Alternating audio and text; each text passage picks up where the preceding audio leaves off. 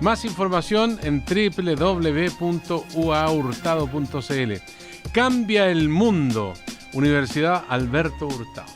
Dicho esto, ya estamos frente a frente a la taza. ¿Todavía no llega la taza? ¿Qué pasa hoy día? Hay mucha celebración, ¿eh? O sea, es algo que no sabemos de qué se trata. Ya, pero ya viene el primer café.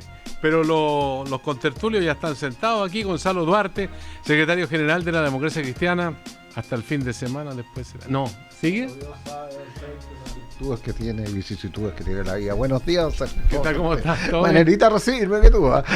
Pero dice que todas estas reuniones que hacen los partidos están más arregladas que fiesta de cumpleaños, ¿no? Ojalá fuera así, ¿no? Nunca uno sabe qué le depara el destino en esta junta. Las juntas autónomas, ellos tienen pruebas, facultades y pueden resolver todo tipo de cosas. Esa es la autoridad máxima que tiene, en este caso, la Democracia Cristiana. Claro, esa es la autoridad máxima que tiene la obligación de reunirse una vez al año. Ya.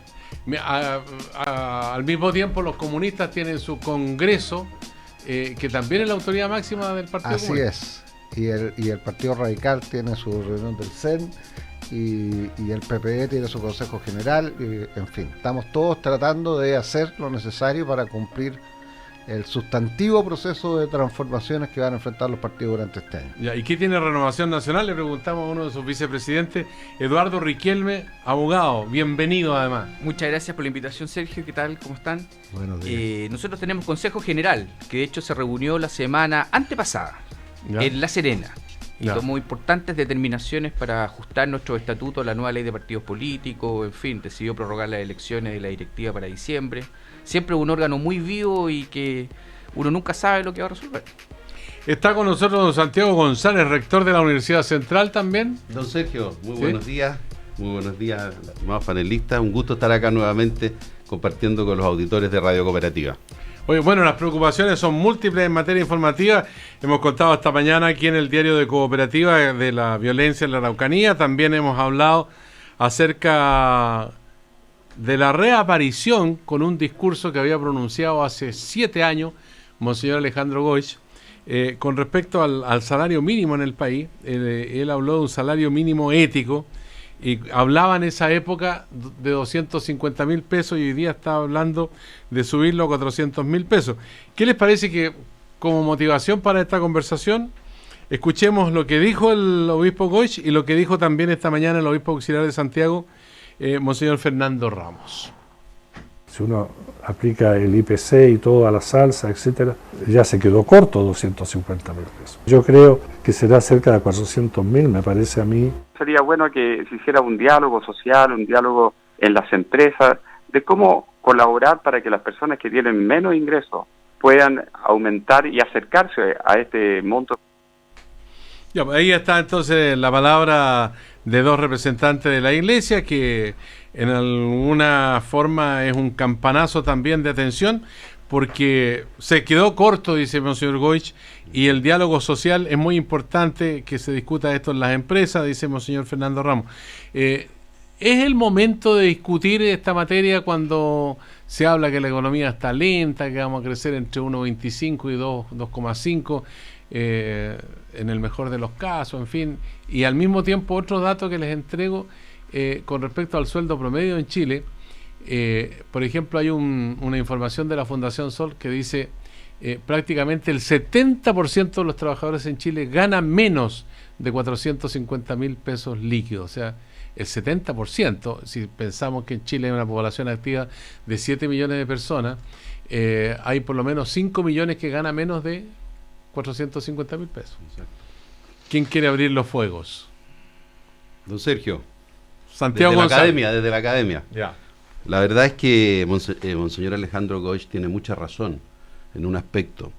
Una familia no puede vivir con 250.000 pesos mensuales. Y eso es una realidad y nosotros como chilenos tenemos que hacernos cargo de esa realidad. Si a usted le suma el otro aspecto que acaba de señalar Sergio, que más del 70% de los chilenos vive con una remuneración menor a 450.000 pesos, estamos en una situación de tremenda desigualdad en nuestro país. Ahora, los gobiernos se hacen cargo de esta situación a través de la transferencia, ¿no es cierto?, de recursos a la familia, ¿no es cierto?, que los necesitan, a través de subsidios, a través de bonos, a través de otro tipo de ingreso que no es el ingreso, ¿no es cierto?, que percibe el trabajador a través de su salario.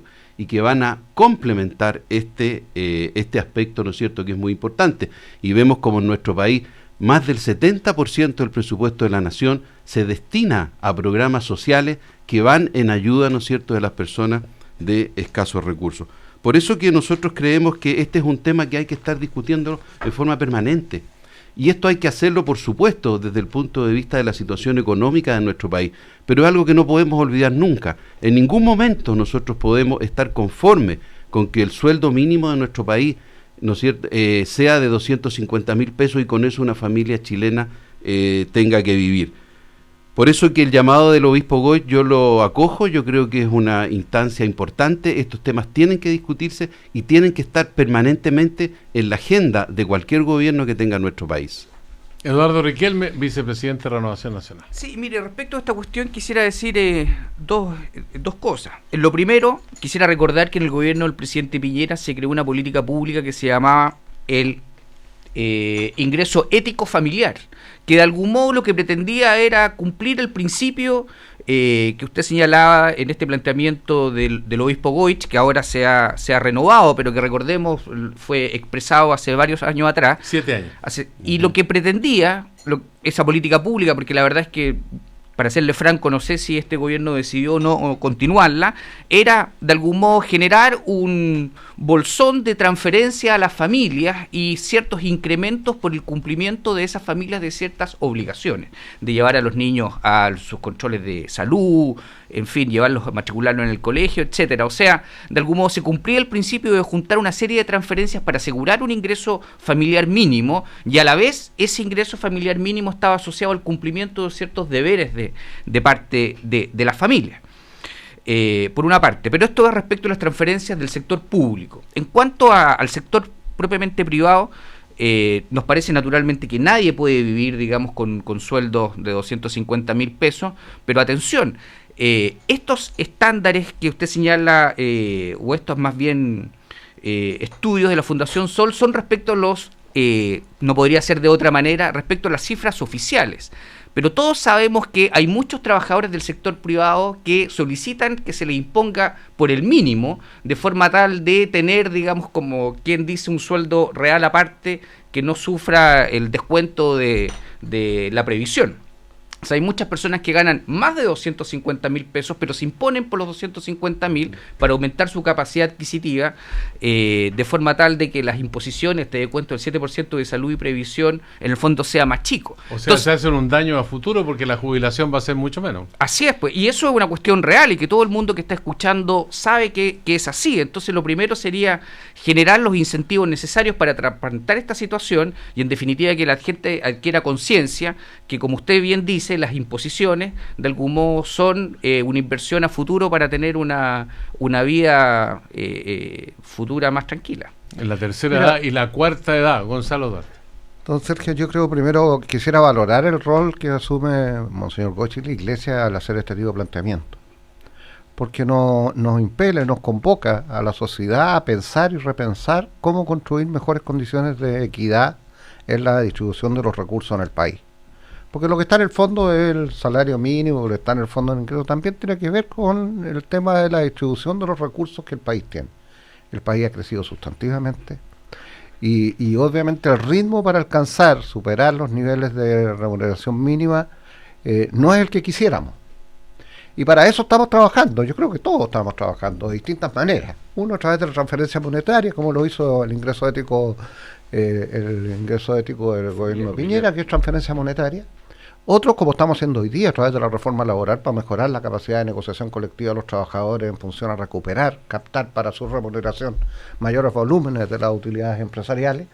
Pero en el fondo todos entendemos que es necesario mejorar y que es necesario aumentar el nivel de ingreso de las familias, que es necesario mejorar, por tanto, las condiciones en que viven, sobre todo las familias que perciben menores ingresos y que obviamente están en situaciones bastante deterioradas.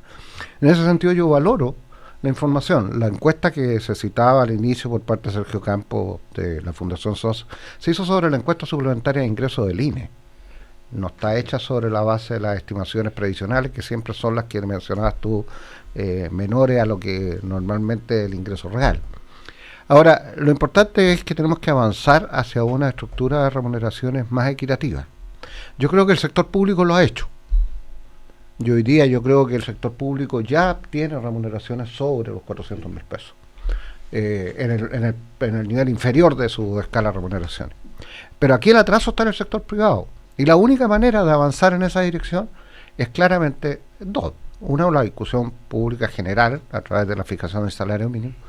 Y dos, mejorar la capacidad de negociación de los trabajadores. Y lo que se está haciendo con la reforma laboral es precisamente aquello, es mejorar la capacidad de negociación al interior de la empresa de los trabajadores para avanzar en una mayor equidad. Ahora, hay otro elemento que también se conoció en la última jornada y que hizo relación con las ISAPRE, que abarca un porcentaje que va del 20 al 25% de la población, y se anunciaron incrementos de precio. Cruz Blanca, Colmena elevan sus precios en 9,6% y 6,6% promedio. Consalud subirá 7,5%. Banmédica, Vida 3, Más Vida y Óptima no aplicarán reajuste. Aquí hay una diversidad, digamos, de determinaciones. Algunos suben poquito, otros suben bastante más y otros no suben los precios de los planes de salud. Entonces, esto tiene que ver también de la manera como los chilenos enfrentan una responsabilidad no solamente a nivel personal, sino a nivel familiar, porque los planes de salud involucran generalmente a la familia, y esto tiene que ver también en la inversión que hacen de sus ingresos en esta área tan trascendente. ¿Cómo se explican ustedes el hecho de que existan esta discrepancia de precios? Porque la lectura que hace el presidente de la Asociación de ISAPRE, Rafael Cavide, dice que la alta variabilidad en los reajustes da cuenta de que el mercado es competitivo. ¿Cómo lo ven ustedes? ¿Quién quiere? Sergio, yo creo que esto es un escándalo. Sinceramente creo que es un escándalo. O sea, nosotros no podemos tener un sistema de salud, ¿no es cierto?, liderado por las ISAPRE, donde tengamos alzas de precio del 6 y del 7% anual para los afiliados. En un país, ¿no es cierto?, donde casi el 80% de la gente no puede acceder a ese sistema de salud, porque no tiene los recursos para poder hacerlo, porque no tiene la capacidad para poder pagar esos precios. Nosotros los que estamos en esta mesa, que probablemente estemos en el sistema de ISAPRE, ¿no es cierto?, somos prácticamente privilegiados en este país. Cuando uno se enfrenta, ya sea por un familiar o por algún conocido, que tiene que recurrir al sistema público de salud, y vemos la diferencia que existe entre esos dos sistemas, ¿no es cierto?, uno queda tremendamente alarmado de cómo el sistema público de salud no es capaz, ¿no es cierto?, de abordar las necesidades de los chilenos en salud, y vemos por otro lado como hay un sistema privado, ¿no es cierto?, que se da el lujo. Fíjese que en los últimos 10 años el promedio de aumento de precio de la ISAPRE supera el 40%. O sea, el 40% de aumento en los últimos años. Eso hay que regularlo. Eso no puede seguir existiendo, Sergio, en nuestro país. Nosotros tenemos que tener un sistema que sea más solidario, tenemos que tener un sistema que aporte, ¿no es cierto?, a las personas de menos recursos. Y ese sistema tiene que ser financiado en parte por los chilenos, ¿no es cierto?, que tenemos mayor acceso a tener recursos y a tener mejor salud. Esa es una deuda que tenemos los gobiernos de la Concertación. Hoy día la nueva mayoría, también el gobierno del presidente Piñera, ¿no es cierto?, es una tremenda deuda que tenemos los chilenos. El sistema de salud no resiste más este tipo de alza, este tipo de contratos, y cómo está la gente en el sistema público. Eduardo Riquelme. Sí, yo creo que el problema de la salud en general es la gran deuda que existe con Chile. Yo creo que se ha dado mucho énfasis a otras reformas, a otros aspectos de las políticas públicas que sin lugar a dudas son importantes, pero ni los derechos laborales ni la educación tienen ninguna significación si las personas no tienen una condición de salud adecuada para poder ejercer esos derechos. Sobre todo cuando las diferencias entre el sistema de salud público y el sistema de salud privado son tan alarmantes. Cuando uno ha tenido la posibilidad de recorrer algún hospital público, uno se conduele verdaderamente cuando ve a esas mamás solas en esos pasillos oscuros con sus niños llorando, y pareciera que frente a la indiferencia de todo el mundo, en condiciones de que si tuvieran quizá un poquito más de recursos podrían ser atendidos en el sector privado con unas diferencias tan abismantes, y por lo tanto eso es algo primero que genera dolor y genera una impotencia, y yo creo que el gran desafío futuro es cómo nosotros llegamos a una salud universal, pública o privada, pero que asegure condiciones mínimas. En el gobierno del presidente Piñera se intentó una reforma a las ISAPRES, que pretendía establecer un plan único de salud, que tuviera algún componente de solidaridad, que implica de algún modo que aquellos que son jóvenes y sanos de algún modo contribuyan a la salud de aquellas personas que ya no tienen esas condiciones, que son adultas, que son mayores, que ya no imponen, o bien que son niños, que desafortunadamente son los sectores más vulnerables de nuestra sociedad, los niños y los ancianos. Y por diversas razones, esa reforma a la ISAPRE no prosperó. Aquí hay una serie de intereses que se entrecruzan, pero que desafortunadamente dejan en último lugar de la lista de prioridades a las personas que son las más necesitadas. Por lo tanto, yo creo que este debería ser uno de los grandes temas de la próxima campaña presidencial, porque yo creo que el país ya no resiste más con un sistema de salud como el que tenemos actualmente. Oye, hay un dato que se lo agrego al comentario. Estaba mirando acá un artículo de René Olivares en Economía y Negocios del 26 de marzo, hace poquito. Dice, ISAPRES que no subieron sus precios en 2015 tuvieron las mayores utilidades. A ver, primero yo quiero decir que el sistema de salud está en crisis en general. Gonzalo. Por un lado, por infraestructura en el ámbito público, por las prestaciones en el ámbito privado, porque efectivamente los niveles de demora en las prestaciones del sector público es inaceptable, y también lo que está ocurriendo en el sector privado, que es la saturación del sistema privado, también es inaceptable, porque los niveles de rentabilidad han generado que el nivel de inversiones haya caído en el sector. Yo creo que ha llegado la hora de terminar con esto. Nosotros hablábamos el año 2013. Pero no está en el programa de la nueva mayoría ocuparse... Vamos por calma. Ha habido una comisión que tiene una propuesta que está en formulación y que debe ingresar a discusión este año sobre la reforma global al sistema de ISAPRE. Yo soy partidario de terminar con el sistema de ISAPRE, lo dijimos en el 2013 en el marco de la campaña presidencial de Claudio Rego, que había que terminar con el actual sistema de financiamiento de ISAPRE, que había que ir a la construcción de un plan garantizado y universal de salud que involucrara al sector público y al privado, que las ISAPRES debían volver a su rol de aseguradora y terminar con la integración vertical que hoy día viven. Hoy día la integración vertical es la que está llevando además a las mayores arbitrariedades. ¿Por qué no explica un poquito eso de integración vertical? Porque claro, seguramente el ciudadano común y corriente... El que financia la salud, a su vez, el dueño de la clínica, y a su vez el que maneja todo el sistema de prestaciones.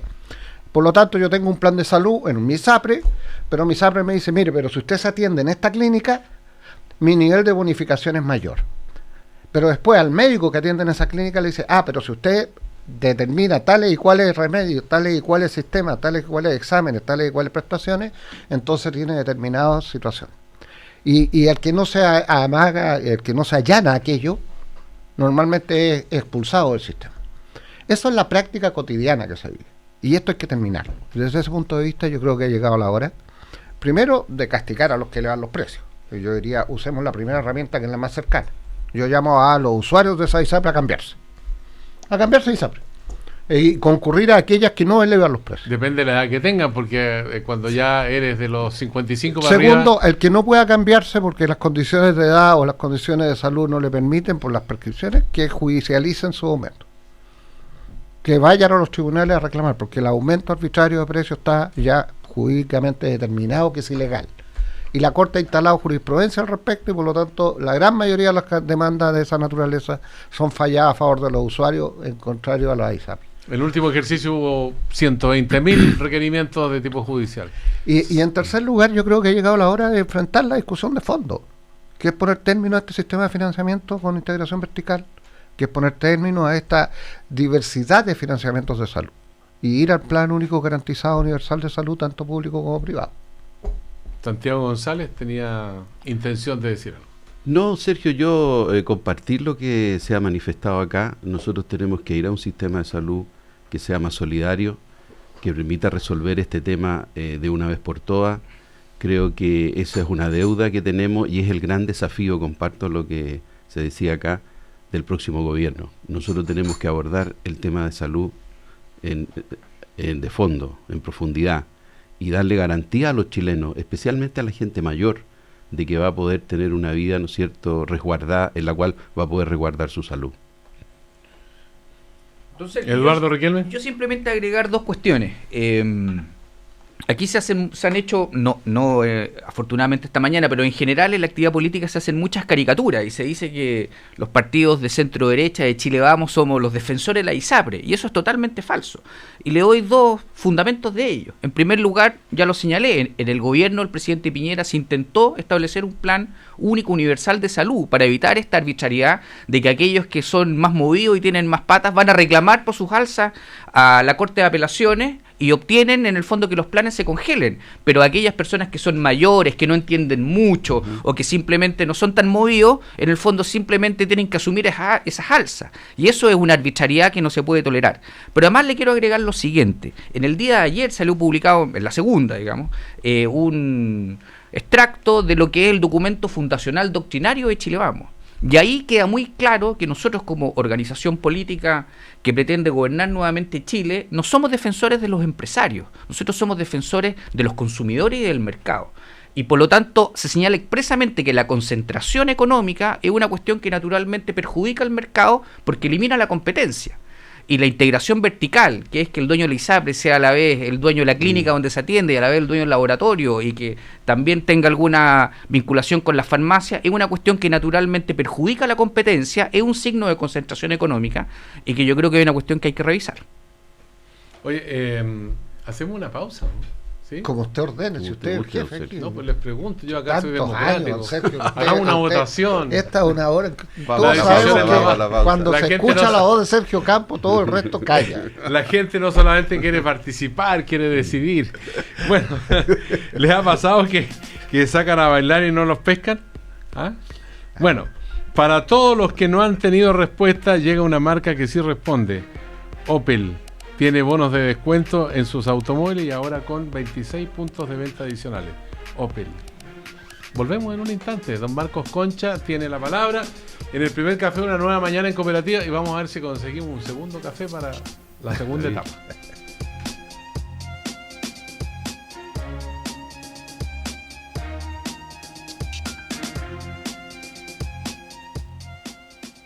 Estudios sociales, gobierno, ética y desarrollo humano son algunas de las áreas en que la Universidad Alberto Hurtado imparte sus programas de posgrado. Departamento de Ciencia Política y Relaciones Internacionales. Universidad Alberto Hurtado.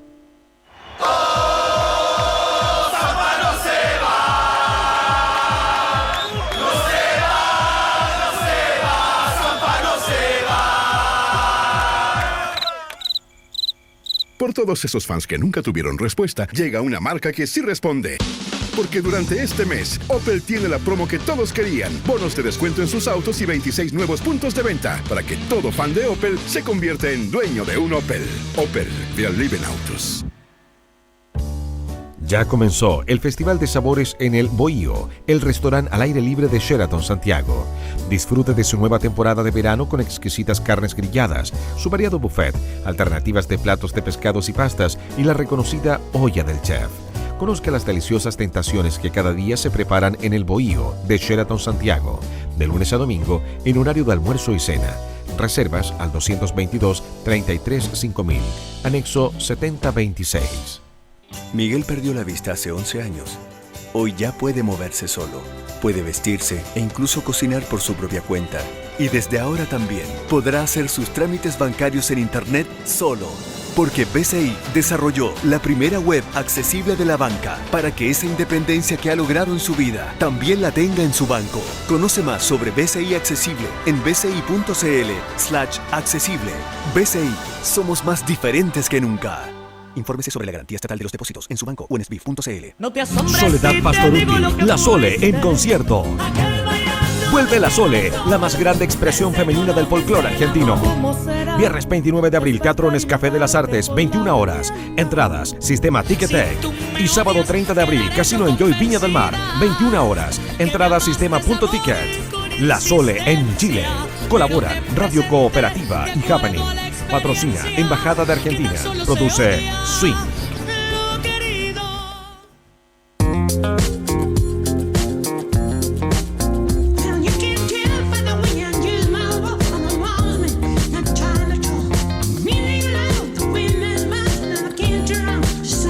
Loto presenta Jubilazo. 1 millón mensual para los mejores 20 años de tu vida. Loto sigue creciendo. Ahora te da 6 nuevas oportunidades para ganar en cada sorteo. Partiste a jugarte un loto, pero con jubilazo. El fútbol se vive al aire libre. Este sábado, desde 10 para las 12 del día, la jornada comienza con fútbol de clausura. Santiago Wanderers, Universidad de Chile. Luego, todo Chile atento al derbi español, Barcelona Real Madrid. Y cerramos de local con Colo-Colo Huachipato. Sábado, desde 10 para las 12 del día, al aire libre en Cooperativa. Ahora en tu mesa, salud, sonido y sabor. Sal líquida Tatio, 0% sodio. Sí, líquida y sin sodio. 2 grandes ideas juntas en un práctico envase con dosificador spray. Para sazonar tus ensaladas como nunca antes. Y con todos los beneficios del potasio. Ayuda a eliminar el exceso de sodio, a disminuir la presión arterial. Mejora el funcionamiento renal y más. Una idea 100% chilena y 0% sodio. Sal líquida Tatio. Tradicional. Más salud, buen sabor. Cuando tu jefe te dice, tienes la experiencia y las habilidades para ascender, solo te falta el título que lo valide, ahí te das cuenta que tienes que seguir avanzando. Por eso, hoy estudio en Advance de la Universidad Andrés Bello, un programa diseñado especialmente para ejecutivos como yo. Advance, el único programa de carreras de pregrado que reconoce y convalida tus estudios previos y experiencia laboral.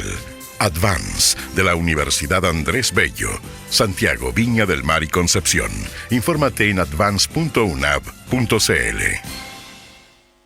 No dejes pasar más tiempo. Mejora tu vida sexual hoy. Men's Quality, centro médico experto en salud sexual masculina. Porque la disfunción eréctil y eyaculación precoz solo son problemas si no buscas respuestas. Llama hoy mismo y encuentra la solución médica para mejorar tu vida sexual. Y en abril, aprovecha el 25% de descuento en tu consulta y 10% en tratamientos médicos. 10 años de experiencia nos avalan. Men's Quality, expertos en salud sexual masculina. Visítanos en www.mensquality.cl y agenda tu hora al 600-633-3333 o vía WhatsApp. Cámara Chilena de la Construcción. 16 grados. 16 grados en Santiago. La Serena es turismo y construye nuestra imagen en el exterior. Temuco es agricultura y construye el abastecimiento del país. Puerto Montt es pesca y construye el prestigio de nuestros productos del mar. Porque construir Chile es obra de todos. Los constructores llevamos 65 años aportando al desarrollo del país. Cámara Chilena de la Construcción. Obra de constructores. Obra de todos. Cooperativa. 9:28 minutos. 9:28 minutos. Continuamos conversando y compartiendo el primer café con los invitados de hoy en una nueva mañana en Cooperativa. ¿Les ha pasado que nos sacan a bailar y no lo pescan? ¿O no? Que sacan a bailar y no los pescan. Dicen, señorita, bailemos esta pieza. Dicen, no. Dicen, chao. Bueno, para todos los que no han tenido respuesta, llega una marca que sí responde. Opel tiene bonos de descuento en sus autos y ahora con 26 puntos de venta adicionales. Opel. A mí me gusta el descapotable porque para tomar airecito, pero no en Santiago. Usted es un lolo, don Sergio. Usted puede andar en auto descapotable. Esos autos era cuando uno llegaba a cierta edad, ya que empezaba a aparecer. Dicen que los caballeros de tercera y cuarta edad son adictos a los automóviles descapotables. A ver, ¿acaso les pasa algo? Gonzalo Duarte, Santiago González, Eduardo Riquelme están con nosotros. Primer café, una nueva mañana en Cooperativa. Hemos hablado de una serie de hechos de violencia que ocurrieron esta madrugada y en las últimas horas, después de las detenciones en el caso del crimen Luxinger-Macay. Ardieron camiones, maquinaria, una casa patronal y hasta una iglesia. Escuchemos. Está bien que se pueda recuperar tierra y toda la cosa, pero no de esta forma. Esto es calvario. Aquí es donde se bautizaron los niños, los nietos, todos. Un grupo de unos 8 encapuchados con armamento procedieron a interceptar un camión de la Forestal Cerda. En la quema de la iglesia dejaron una bandera con una leyenda lucida.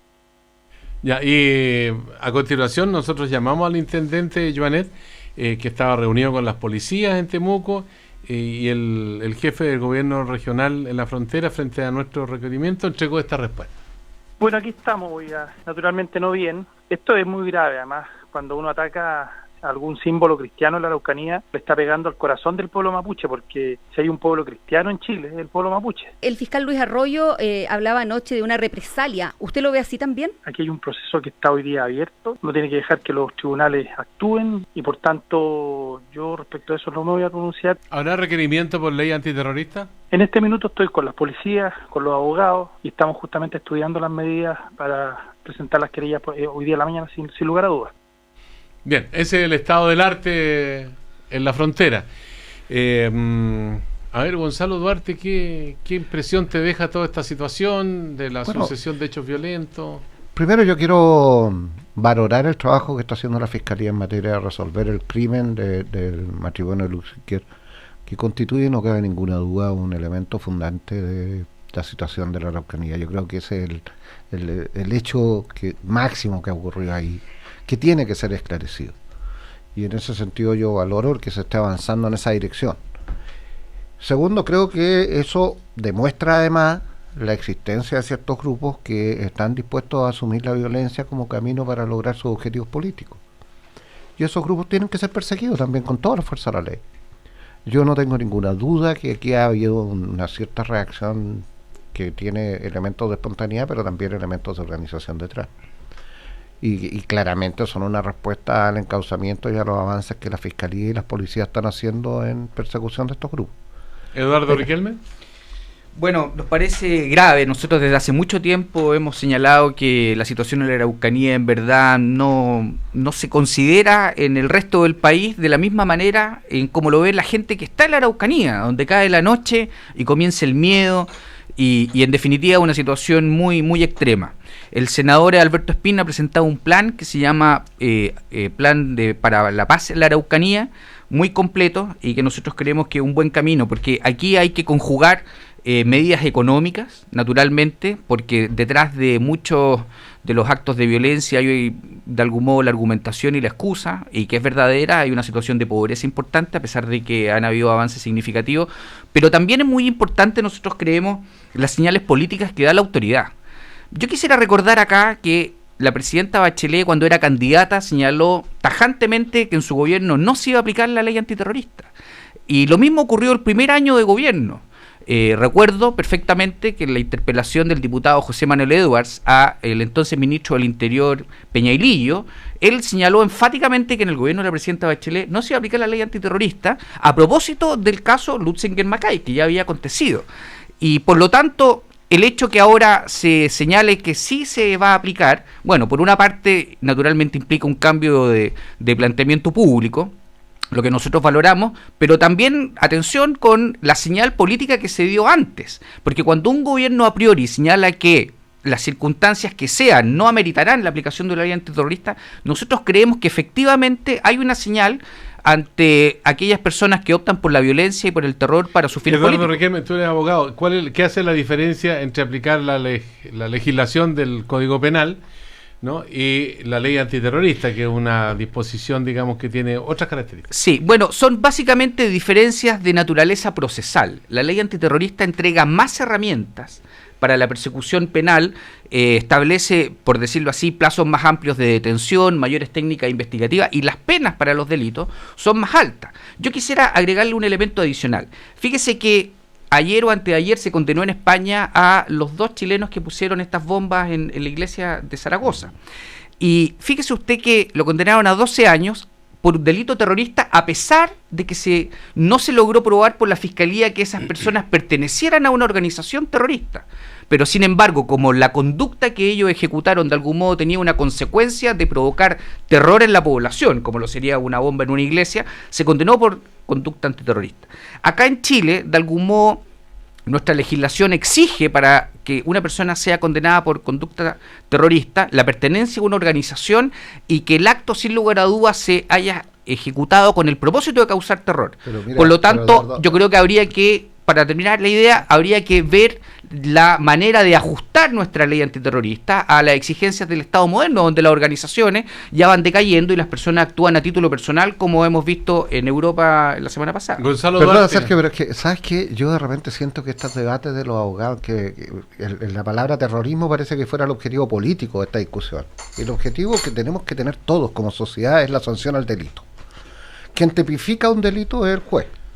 ¿Ya? Y desde ese punto de vista uno puede usar las herramientas de la ley antiterrorista y él puede declararlo no terrorista, y con lo cual se te cae la mitad de las pruebas que conseguiste porque esas pruebas fueron mal logradas.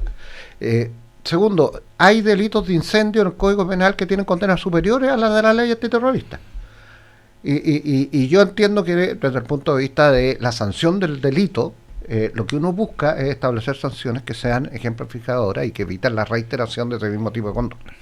Por ejemplo, el delito de incendio es un delito que tiene una alta penalidad en el Código Penal. Yo quiero decir que me impacta el comportamiento de estos grupos que hoy día están dedicados, escuchaba al intendente a propósito de este mismo tema, a atacar las iglesias. En el fondo lo que pretenden seguramente es generar una ruptura entre una adhesión cultural, una identidad cultural del pueblo mapuche con sus aspiraciones de reivindicación. Yo creo que, honestamente, lo que tenemos que hacer como sociedad, primero es continuar trabajando y permitir que continúen trabajando tanto las policías como las fiscalías, sin esta presión adicional que genera la permanente intento de utilización política de estas situaciones para sacar provechos particulares. Yo creo que aquí el esfuerzo de país, el esfuerzo de pacificación en la Araucanía, de superación de los conflictos en la Araucanía debe ser un esfuerzo colectivo, y desde esa perspectiva lo que tenemos que intentar hacer es entregar todas las herramientas que se requieran para perseguir las conductas delictuales que se producen, cualquiera que sea la tipificación jurídica a la cual se llegue. Sí, Santiago González. Sí, Sergio, mira, yo creo que lo primero que tenemos que tener claro, analizar este tema, es que aquí no podemos meter en el saco al pueblo mapuche, y eso yo creo que es algo que estamos todos de acuerdo. El pueblo mapuche no está dentro de estos actos de terror y de fuerza, ¿no es cierto?, que se están ejerciendo. Son grupos minoritarios que quieren sacar provecho de una situación a la cual se enfrenta por muchísimos años el pueblo mapuche. Ahora, lo complejo es que siempre la discusión se centra en torno a si vamos a aplicar la ley antiterrorista o no vamos a aplicar la ley antiterrorista. Yo, sin ser abogado, soy ingeniero civil, aquí hay dos connotados abogados. Yo no soy abogado, usted soy tampoco. sociólogo. Me parece muy bien, pero parece que fuera abogado, Gonzalo. Hay una mixtura de disciplinas. Interdisciplinario el panel. Yo diría que lo que tenemos que hacer es aplicar la ley. Y si hay leyes que permitan, ¿no es cierto?, perseguir estos actos, yo creo que tenemos que hacerlo, y la Fiscalía y la Policía, ¿no es cierto?, y los tribunales tienen que preocuparse de este tema. Pero yo quiero preguntar, cuando un grupo de personas, ¿no es cierto?, se junta, se organiza y ataca una vivienda de un matrimonio mayor, en la cual incendian la vivienda y los queman vivos, si eso no es un acto terrorista, yo me pregunto, ¿qué es un acto terrorista? Por lo tanto, si yo me pregunto, ¿ahí hay que aplicar o no hay que aplicar la ley antiterrorista? Yo creo que, sin ser abogado, ¿no es cierto?, está bastante obvio lo que habría que hacer. Sin embargo, creo que las leyes también permiten perseguir a estos grupos. Porque la situación, Sergio, va de mal en peor. La situación no se ha resuelto en los últimos años. Y cada vez tenemos más atentados, tenemos más muertos, y ahora, ¿no es cierto?, estamos viendo cómo se incorpora un elemento que son las iglesias, a través del cual se quiere infundir terror también en la ciudadanía y en la opinión pública. Pero el problema de fondo es resolver la pobreza, el abandono del pueblo mapuche, que es el pueblo mayoritario en esa zona, y que se supone que estos grupos, ¿no es cierto?, haciendo uso de ese tipo de reivindicaciones, cometen estos actos, ¿no es cierto?, que son de terror.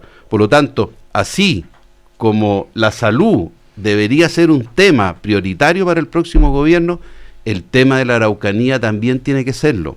Nosotros aquí no estamos actuando con grupos que están desorganizados, estamos actuando contra gente que se organiza, que tiene proyectos, que tiene armas, que tiene preparación militar. frente a eso, Sergio, no podemos ser indiferentes. El Estado tiene que garantizar, ¿no es cierto?, que en la región existe un Estado de Derecho. Yo escuché hoy día al intendente Joanet en la mañana y me preocupé porque sentí que él estaba con una tremenda angustia de que no tenía los recursos, de que no tenía el respaldo. Yo creo que lo tiene, porque él decía, mire, esta zona es una zona muy rural, no podemos contra esta gente, los perseguimos, nos aparecen por aquí, nos aparecen por acá. Entonces a lo mejor hay que pensar una estrategia distinta para poder enfrentar a estos grupos terroristas, y yo creo que este es el momento de hacerlo. Bueno, al comienzo del programa hablamos de la democracia cristiana, que tiene su Junta Nacional, los comunistas tienen su Congreso. Gonzalo Duarte, como secretario nacional de la democracia cristiana, uno de los temas que se va a discutir, estos roces permanentes con el Partido Comunista, ¿son un problema o constituyen una situación de coyuntura para que la nueva mayoría complete su gobierno y que se pueda proyectar hacia el futuro?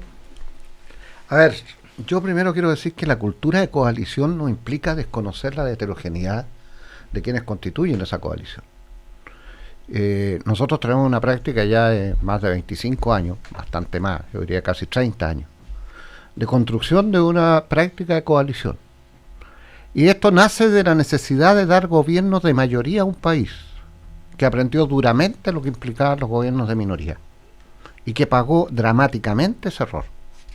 Hay que construir gobiernos de mayoría, y eso significa generar procesos de integración de fuerzas políticas que tienen diversidad, que tienen diferencias, y que no tienen por qué perder su identidad particular, porque pretenden representar a segmentos de la sociedad chilena que tienen que expresarse pluralmente.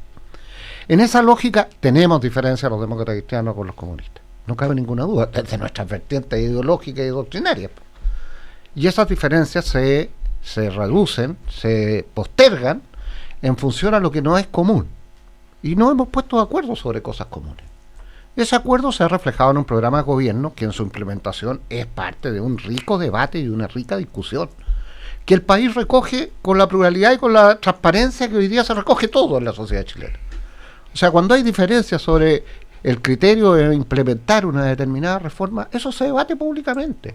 Y eso no significa que la coalición se vaya a romper, ni significa que se vayan a descalificar unos con otros. O sea, podemos decir que los demócratas cristianos se sienten cómodos en la nueva mayoría. Yo creo que la nueva mayoría de los demócratas cristianos hemos hecho un esfuerzo sustantivo por construir una coalición que le dé gobierno al país y que tiene la obligación de mirar el futuro pensando en una política de coalición inevitablemente mayoritaria. Ya, le preguntamos al Partido Comunista o a una de las representantes de la colectividad, jefe de bancada de la Cámara de Diputados, Carol Cariola, que está con nosotros. Buenos días, Carol. Hola, buenos días, Sergio, ¿cómo estás tú? Bueno, buenos aquí... días a todos ahí en el panel. Muy buenos días, Carol. Hola, Carol.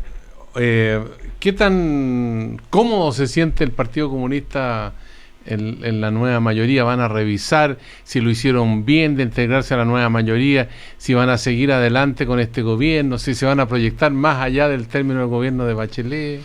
Cuéntanos un poco de eso.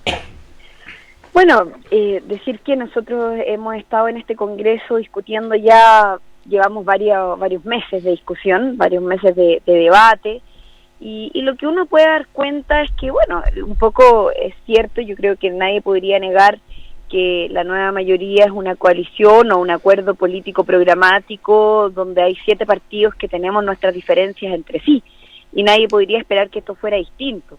O sea, no, por algo somos partidos distintos, tenemos diferencias ideológicas, incluso programáticas desde cada uno de los partidos, pero tenemos un programa común que a nosotros como Partido Comunista nos tiene muy cómodos. O sea, nos parece que para el país ha sido un tremendo avance el cumplimiento del programa de gobierno, el haber logrado una coalición que derrotara a la derecha. O sea, yo creo que al menos entre los partidos de la nueva mayoría coincidimos en que el gobierno de Sebastián Piñera fue un mal gobierno, y que por lo tanto frente a eso los cambios estructurales que el país venía demandando a través de los movimientos sociales, de las expresiones sociales estudiantiles que se levantaron en los últimos años, de los trabajadores, en fin, requerían de una transformación mayor, y en eso yo por lo menos siempre pongo por delante las coincidencias por sobre las diferencias, que es lo que nos ha permitido avanzar hasta ahora, con dificultades, nadie podría decir lo contrario, pero a lo menos hasta ahora en unidad para cumplir los compromisos asumidos. Y yo creo que al menos hasta ahora lo que hemos logrado recoger de los congresos locales, de base, comunales, nacionales, etcétera, lo que uno da cuenta es que el partido, con evidentemente sus reparos, sus observaciones, sus precauciones, sin duda, se plantea la necesidad de seguir proyectando los avances. De hecho, el lema de nuestro Congreso es consolidar para seguir avanzando. Ahora, esta intención de convergencia que se plantea en esta nueva mayoría, también tiene la crítica que tú has planteado en el sentido de que el gobierno de Piñera fue un mal gobierno. A ver, ¿qué nos dice Eduardo Riquelme, vicepresidente de Renovación Nacional? Yo más bien quisiera preguntar, ¿qué tal, Carol? Buenos días. ¿Cómo estás? Buenos días. Acerca del veto del Partido Comunista a la eventual candidatura del expresidente Lagos. En una concertación que de algún modo ya está empezando a mirar el horizonte de las próximas elecciones, aparece como una especie de descalificación muy dura, muy evidente, por parte de Camila Vallejo. Yo quisiera preguntar si esa es la posición oficial del Partido Comunista, si usted la sabe, porque evidentemente detrás del ataque al presidente Lagos, al expresidente Lagos, lo que hay en verdad es un intento de atacar a los 20 años de lo que fueron la concertación, que en la historia de Chile, gracias al apoyo de la centroderecha y a la política de los consensos, ha sido seguramente los 20 años donde el país más ha crecido y donde más gente ha salido de la pobreza. Entonces, primero preguntar si el veto al presidente Lagos, al expresidente Lagos, es una posición oficial del Partido Comunista, y en segundo lugar, si tras esa posición política hay un intento por descalificar lo que ha sido los últimos 20 años de nuestro país. Carol Cariola.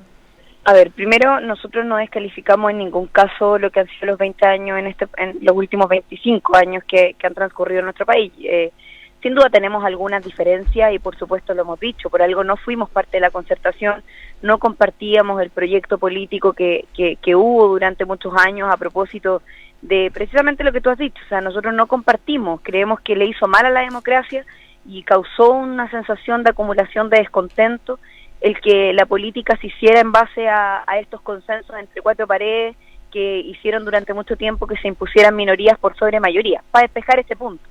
Sin embargo, respecto del expresidente Lagos, mira, yo creo que ahí Camila ha expresado una opinión más bien personal, y eso hay que dejarlo muy claro porque el Partido Comunista en su colectividad, digamos, no ha discutido en lo particular una candidatura presidencial, ni el apoyo o el no apoyo, digamos, a una u otra de las precandidaturas que hoy día se están levantando. Hay varias precandidaturas dentro de la nueva mayoría, la del presidente Lagos es una de ellas, digamos. Entonces, la verdad las cosas es que yo quiero decir súper claramente que nosotros no estamos en ese debate, el partido está absolutamente disponible a dar esa discusión cuando corresponda. Creemos que en este minuto el debate debe estar concentrado en respaldar a la presidenta Michelle Bachelet, se lo dijimos el otro día en la reunión, para poder sacar adelante los compromisos de gobierno que todavía quedan pendientes, pero en ningún caso hemos vetado como colectivo, no hemos puesto, ni siquiera hemos hecho una opinión oficial. O sea, nosotros hemos dicho que el debate presidencial lo vamos a dar en el momento que nos parezca necesario, adecuado, y ahí discutiremos cuáles van a ser nuestras apuestas. Siempre hemos dicho como partido que más que la figura de una persona en particular, para nosotros lo que está en el centro es el tema programático, y eso es lo principal. O sea, más allá de la opinión particular que pueda tener uno u otro militante, que es completamente legítimo respecto de una figura que claramente tiene una historia en este país y que por supuesto uno puede tener su opinión respecto de lo que hizo cuando en su periodo presidencial. Sin embargo, eso no significa generar un veto, y mucho menos como colectivo, lo digo nuevamente, porque no hemos dado esa discusión. Ahora, en todo este clima donde está la democracia cristiana con su reunión nacional, los comunistas también, concluyendo, digamos, una etapa de discusión, Santiago González, más de alguien pudiera estar pensando que aquí hay un cierto revisionismo histórico o no, o forma parte, digamos, de una práctica que le hace bien a la democracia. ¿Qué querés preguntarle a Carol Cariola? ¿Algo también tiene la posibilidad? Sí, no, yo saludar a Carol primero que nada, y decir, mira, yo creo que la alianza, el grupo político que está gobernando hoy día la nueva mayoría, sin lugar a duda que son partidos que tienen bases y principios ideológicos muy distintos. Y por supuesto que el Partido Comunista y la democracia cristiana, ¿no es cierto?, son partidos distintos, tienen principios distintos, tienen fuentes distintas. Por lo tanto, no podemos pedirles, ¿no es cierto?, que dentro del conglomerado estemos de acuerdo en todos los aspectos que vamos a abordar como gobierno. El mismo Partido Radical, el Partido Socialista, también tenemos nuestras propias bases y principios. Pero aquí yo creo que de lo que se trata es que nosotros tenemos que generar una alianza política que le dé gobernabilidad a Chile. Y nosotros creemos que este sector está llamado, ¿no es cierto?, a generar esa alianza política que le ha dado la gobernabilidad a Chile los últimos 25 años, excepto en el gobierno del presidente Piñera, donde hubo ahí un paréntesis, porque las reformas estructurales que pensamos que debe afrontar el país son aspectos que compartimos. La educación, la salud, el trabajo, el crecimiento. Esos son aspectos que nosotros compartimos, ¿no es cierto?, como coalición. La reforma a la Constitución también es un aspecto que compartimos. Por lo tanto, yo creo que si esos grandes temas, esas grandes líneas, esos grandes ejes estratégicos, como señalan los grandes planificadores, son coincidentes en estos partidos, podemos trabajar en conjunto. Tenemos que hacer esfuerzos, sin lugar a dudas, porque siempre se van a producir roces de diferencia. Y yo creo que si el Partido Comunista está disponible para eso, y la democracia cristiana también está disponible para eso, sin lugar que pueden, y nosotros también los radicales, los socialistas, seguir caminando juntos. Recogiendo estos acertos, Carol Cariola, además, ¿de qué manera, para concluir esta parte, el Partido Comunista asume el desprestigio de la política y otras instituciones? Está la Iglesia, está la Fuerza Armada, el Ejército, el mundo empresarial. Pero, ¿de qué manera lo asumen? Porque aquí no se salvan ni moros ni cristianos en cuanto al desprestigio en que ha caído la política, digamos, por distintas razones. Así es. Mira, Sergio, nosotros hemos hecho un análisis durante este congreso bien complejo, profundo, crítico, autocrítico también, porque claramente tú... ¿Cuál es la autocrítica mayor que se hace?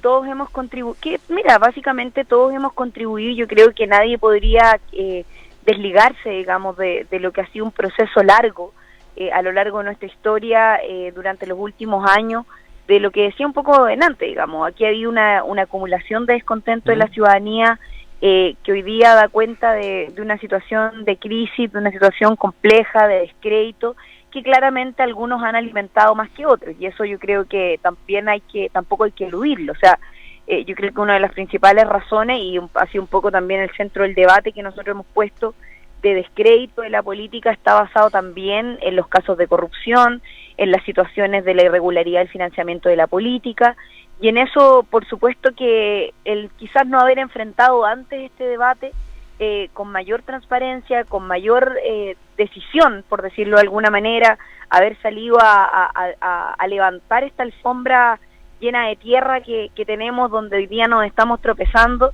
puede ser quizás uno de los elementos que constituyen una autocrítica colectiva, a propósito de que, claro, esperamos que poco menos que el descontento llegara al momento en el que está, en que finalmente las personas no se sientan convocadas a participar de las definiciones políticas. Por supuesto que nosotros también tenemos mucho que discutir respecto del proceso propio que hemos hecho como Partido Comunista, que ha sido bastante distinto probablemente a los partidos más tradicionales que han estado durante todos estos años en la disputa de los gobiernos, etcétera. Quizás pasó mucho tiempo, no sé, yo creo que hay varios elementos que uno podría evaluar como críticos, como autocríticos, pero lo más destacable de todo esto, Sergio, yo creo, digamos, y un poco lo que saco como conclusión del debate que hemos venido dando, que hoy día y mañana y pasado terminamos de consolidar. Yo no tengo la opinión final, nos falta la última etapa de nuestro congreso que parte ahora en un ratito más, pero sin duda que el tema de la corrupción, el financiamiento irregular de la política y esta forma de hacer política en la medida de lo posible, entre cuatro paredes, en las pequeñas cocinas de poderes fácticos que se imponen por sobre los poderes democráticos, a mí me parece que es lo que tiene cansada a la ciudadanía. Y nosotros ante eso, por lo menos como partido, nos sentimos contentos y orgullosos de estar en un partido que, tal como lo hemos dicho, tiene las manos limpias. O sea, hasta ahora, si hay algo que no han podido hacer aquellos que por más que lo han intentado, es precisamente manchar al Partido Comunista con actos de corrupción, con financiamientos de empresas de manera irregular. Nos sentimos orgullosos de ser un partido que no tiene aportes reservados, por ejemplo, y que no es solo por una coincidencia. O sea, nosotros tenemos una definición política de hacer las cosas de una determinada manera. Y la verdad es que eso nos hace sentir bien, nos hace sentir tranquilo, y creo que es un elemento que ha sido también parte del centro del debate de nuestro Congreso para reafirmarnos en esta forma de hacer política y evidentemente mejorar de aquí en el futuro. Queremos agradecerle a la diputada Carol Cariola, jefa de bancada del Partido Comunista, por conversar con nosotros cuando se está desarrollando este encuentro de la colectividad. Muchas gracias, Carol. Ya, que estén muy bien, muchas gracias. Bueno, ¿y qué pasa en el otro ámbito de la política? Porque en la UDI, Renovación Nacional y otras colectividades forman parte hoy día de la oposición. Yo tenía acá una anotación de Jaime Belolio que hace una referencia a la UDI y dice que la UDI o cambia o muere. Entonces, en ese contexto, digamos, todo lo dijo en el foro empresarial. Hoy día muchas personas han dicho que estamos en crisis, una crisis externa, una crisis interna, una pérdida de credibilidad, aseguró el diputado UDI Jaime Belolio respecto a la situación actual del país, pero en particular en relación con la UDI dijo que esta colectividad o cambia o muere. ¿Es una preocupación, por ejemplo, que existe en Renovación Nacional? ¿Qué pueda pasar con la UDI? Bueno, la verdad es que evidentemente es un partido político que está pasando un momento difícil. Tiene a su figura más simbólica, más emblemática en una situación judicial compleja, por decirlo menos. Y la verdad, bueno, cada uno tiene que asumir sus propios desafíos. Nosotros hemos señalado que no queremos hacer leña del árbol caído, ni mucho menos. ¿Pero ustedes ven que la UDI va hacia un cambio, un golpe de timón? Bueno, yo creo que el liderazgo de Jaime Belolio está bastante instalado, y lo que él señala, más que una voz de una minoría a la mayoría, yo creo que él representa a la gran mayoría de la UDI. Yo creo que ellos perciben de que los ciclos políticos tienen su comienzo, su desarrollo y su final, y ahora la UDI tiene que comenzar un nuevo ciclo político. Lo único que podemos destacar, eso sí, en relación a los problemas que la UDI está teniendo, es que es muy importante, usted lo decía, la crisis de credibilidad que todas las instituciones del país tienen respecto de sus actuaciones. Lo peor que podría instalarse es que el Servicio de Impuestos Internos o el Ministerio Público de algún modo son tuertos, que miran solo para un lado y no para el otro. Y por lo tanto aquí no se trata que problema de muchos, consuelo de tontos, pero sí es importante en el fondo despejar cualquier duda que pueda existir respecto al sesgo en la persecución penal y al sesgo en el Servicio de Impuestos Internos en ejercer las atribuciones que la ley le confiere, porque es muy importante que este problema de la credibilidad en el financiamiento de la política se llegue hasta las últimas consecuencias y no transitando por un lado de la vereda, sino que transitando por los dos lados. Aquí hay alguien que me dice, oye, ¿cómo se las arreglan para ser anticomunistas los demócratas cristianos si al mismo tiempo el presidente de Estados Unidos, Barack Obama, llegó a Cuba para enterrar los últimos vestigios de la Guerra Fría? ¿Y en qué quedó el socialismo comunitario? A ver qué dice Gonzalo. Un comentario cortito, ¿no? Yo no soy anticomunista, soy pro-demócrata cristiano, que es distinto. Ahora quiero hacer un comentario más general, Sergio, con respecto a la frase de Jaime Belolio. Yo creo que todos los partidos políticos chilenos o cambian o mueren. Y cambian por decisión de sus propios partidos y por decisión de sus parlamentarios.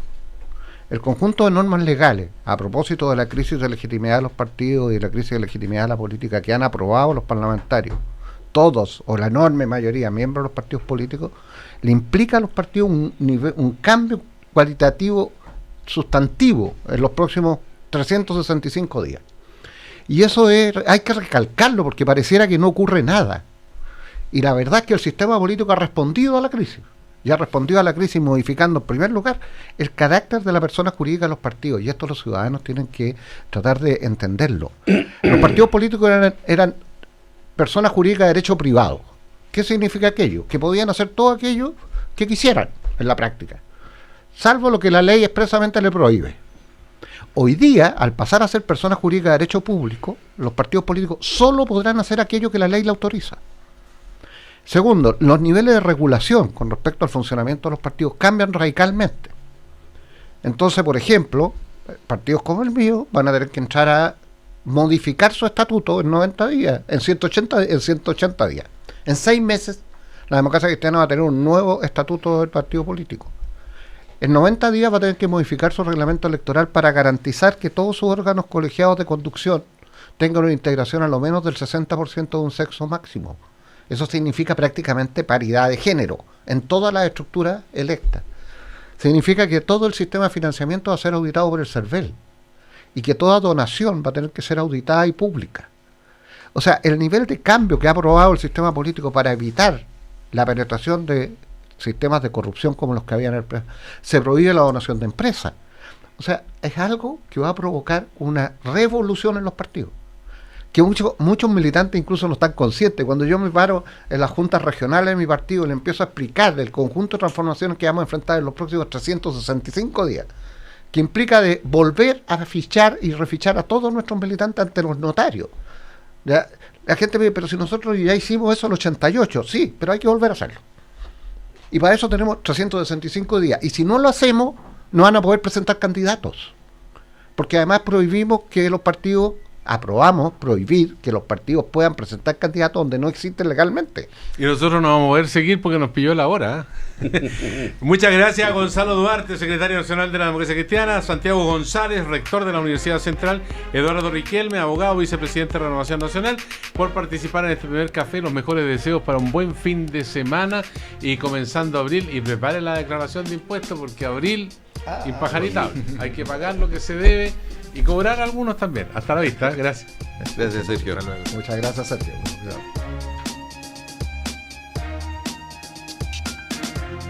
El primer café en Cooperativa fue presentado por Cambia el Mundo, Universidad Alberto Hurtado y Opel, la marca de autos que sí le responde a sus fans.